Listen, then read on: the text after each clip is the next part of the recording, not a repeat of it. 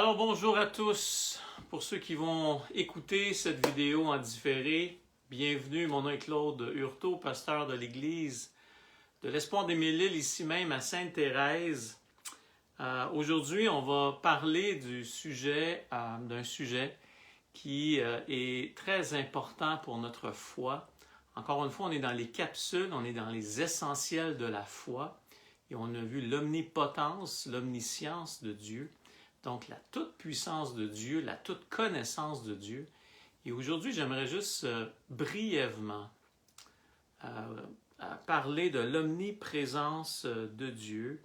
Et puis, vous savez, ces capsules, encore une fois, c'est court, c'est 10-15 minutes, pas plus. C'est juste un aperçu pour vous donner un peu l'eau à la bouche, pour aller chercher peut-être les versets qu'on va mentionner encore aujourd'hui, et de vous faire une tête sur qui est Dieu. Comme on a dit dans les semaines dernières, on est parti de l'idée de Psaume 46, verset 11, qui nous dit « Arrêtez et sachez que je suis Dieu ».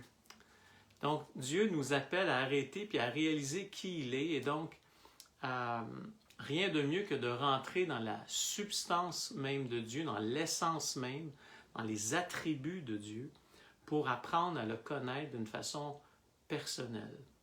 Donc, l'omniprésence de Dieu. Qu'est-ce que l'omniprésence de Dieu? Bien, c'est que Dieu est partout à la fois. Dieu transcende toute limitation. Vous savez, Dieu, quand il a créé la terre, ça prenait trois... Pour avoir ce qu'on a aujourd'hui, ça prend trois éléments super importants. S'il n'y a pas un de ces trois éléments-là, il n'y a pas ce qu'on voit aujourd'hui. Et donc, ces trois éléments, c'est simple, c'est que ça prend du temps, ça prend le temps pour pouvoir créer où ce qu'on est présentement, ça prend l'espace et ça prend de la matière. Et Dieu dit dans la création, et on retrouve ça dans le premier verset du livre de Genèse, Dieu nous montre clairement que Dieu a créé ça, que Dieu nous a créés. Et non pas seulement qu'il nous a créés, mais maintenant il transcende. Il est au-dessus de sa création. Donc, il est indépendant de sa création, comme on a vu dans les semaines précédentes. Je pense qu'on a vu la souveraineté de Dieu. La souveraineté de Dieu qui nous amenait à réaliser que Dieu était indépendant de sa création.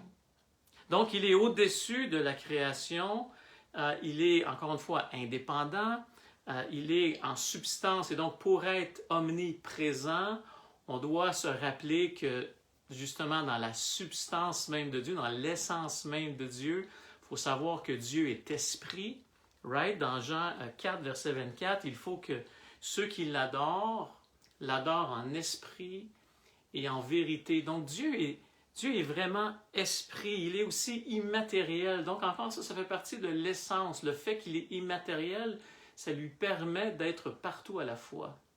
Le fait qu'il est invisible lui permet aussi d'être partout à la fois. Donc, l'essence, ces essences-là de Dieu nous montrent clairement que Dieu peut être partout à la fois et que Dieu effectivement est omniprésent. Et même Paul va dire que Jésus-Christ lui-même, il est l'image de ce Dieu qui est invisible dans Colossiens 1, verset 15. Donc, il est l'image du Dieu invisible. Donc, il est présent partout. Je pense qu'on a pas mal l'image de qu'est-ce que c'est l'omniprésence. Dieu est partout à la fois dans toute sa création, puis il n'est pas limité par elle. Donc, l'omniprésence de Dieu fait allusion à la présence de Dieu dans tout l'univers. Et là, vous allez me dire, Claude, on savait ça, j'ai déjà entendu ça, mais vous savez quoi? Des fois, vous savez, quand on est, par exemple, on est dans une situation cocasse de nos vies, et là, on se dit souvent, on pogne une crevaison, simplement. On pogne une crevaison, qu'est-ce qui se passe? On va dire, Dieu, tu m'as-tu oublié? Il neige, il fait froid, puis là, j'ai une crevaison. Qu'est-ce qui se passe? T'es où, Seigneur? Right? Mais donc, cette doctrine-là nous rappelle que Dieu est partout à la fois et qu'il est présent, qu'il est ici présent avec nous. Dans Isaïe 66, verset 1, ça nous dit « Le ciel est mon trône et la terre est mon marchepied. Quelle maison pourriez-vous me bâtir et quel lieu me donneriez-vous pour demeure? » Comment que je peux mettre Dieu dans une boîte puis le mettre à un endroit? Je ne peux pas le mettre à un endroit, il est partout à la fois. Et cet élément-là, du fait qu'il est partout à la fois, est en même temps réconfortant et en même temps un peu effrayant. Right? Réconfortant dans le sens que Dieu est toujours présent, donc je peux me réconforter dans le fait que Dieu est toujours là, qu'il ne m'a pas abandonné. Psaume 46, verset 2, Dieu est pour nous un refuge et un appui, un secours qui ne manque jamais. Je vais relire. Donc, Psaume 46, verset 2, Dieu est pour nous un refuge et un appui et un secours qui ne manque jamais dans la détresse. Quand même assez intéressant. Donc là, l'omniprésence de Dieu, c'est plus qu'un mot. Ça fait partie intégralement de nos vies. Où ce qu'à la place de paniquer, à place de revendiquer nos droits, à place de, OK Seigneur, je veux me remettre entre tes mains, parce que tu es présent, puis tu m'entends, puis tu es présent. Donc l'omniprésence de Dieu devient une doctrine, une vérité des Écritures qui devient, c'est essentiel pour la stabilité de notre marche avec Dieu. Dans Matthieu 28, verset 20, il va adresser les disciples en leur disant, en leur donnant justement cette commission d'aller par tout le monde, prêcher l'Évangile, baptiser, enseigner-leur. Et là, il va dire cette parole vraiment fantastique. Il va leur dire, « Et voici, je suis avec vous tous les jours jusqu'à la fin du monde. » Je suis avec vous jusqu'à la fin du monde. Ne craignons pas, parce que Dieu est présent.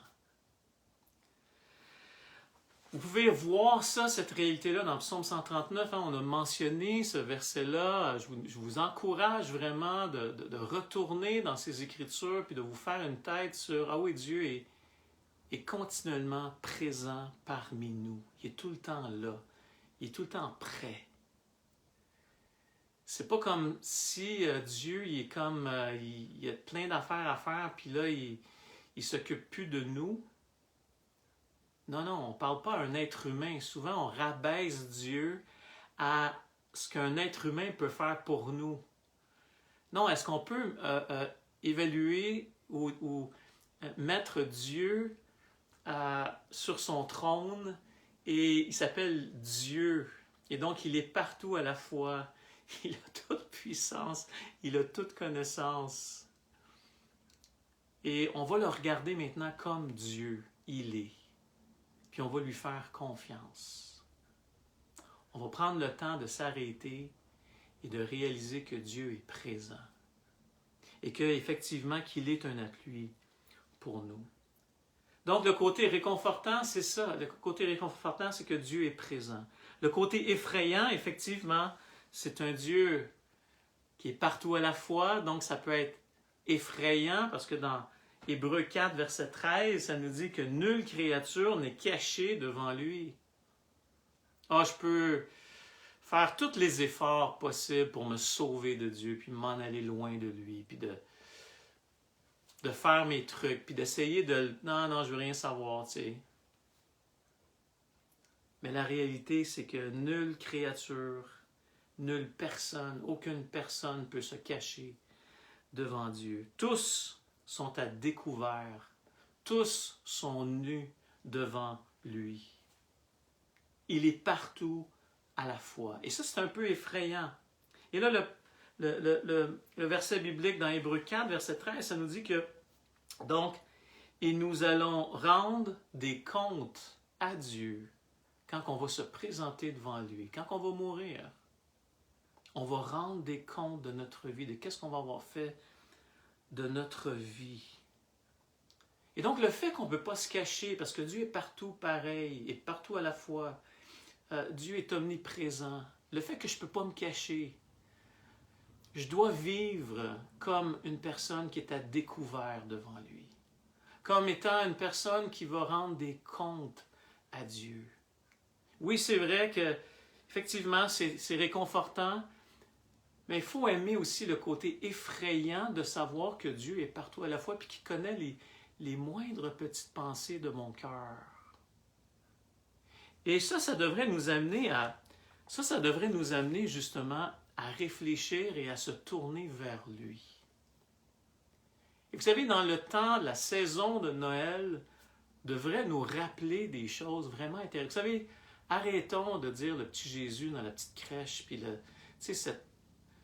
arrêtons de voir Jésus comme sur une carte de Noël, puis ah oui, c'est bien beau, les petites boules de Noël, puis non, c'est pas juste ça, c'est pas ça du tout. Dans Isaïe, ça nous dit comment que Dieu a donné son Fils. Et voici le texte dans Isaïe 7, verset 14, ça nous dit « C'est pourquoi le Seigneur lui-même vous donnera un signe. Voici, la jeune fille deviendra enceinte et elle enfantera un fils et elle lui donnera le nom d'Emmanuel. Dieu avec nous. » L'incarnation de Dieu pour nous. Le lien entre le matériel et le immatériel, le lien entre des pécheurs et la sainteté. Le lien entre Dieu et la créature, Jésus-Christ incarné, qui est venu mourir sur une croix pour que vous et moi puissions avoir, par sa grâce, accès à ce trône. Hébreux 4, verset 16 nous dit « Approchez-vous donc avec assurance maintenant. » Oui, c'est vrai que Dieu connaît tous mes petits raccoins de ténèbres dans ma vie. Il les connaît tous. Mais maintenant, qu'est-ce que Dieu a pourvu? Qu'est-ce que Dieu a donné maintenant? Il a décidé de prendre tous les raccoins de ma vie et de les mettre sur Christ. Et Christ, dans son amour, a donné sa vie pour nous, pour qu'on puisse s'approcher avec assurance maintenant devant ce trône de la grâce de Dieu. Je vous invite vraiment à mettre votre confiance en Christ aujourd'hui. Dieu est effectivement partout à la fois.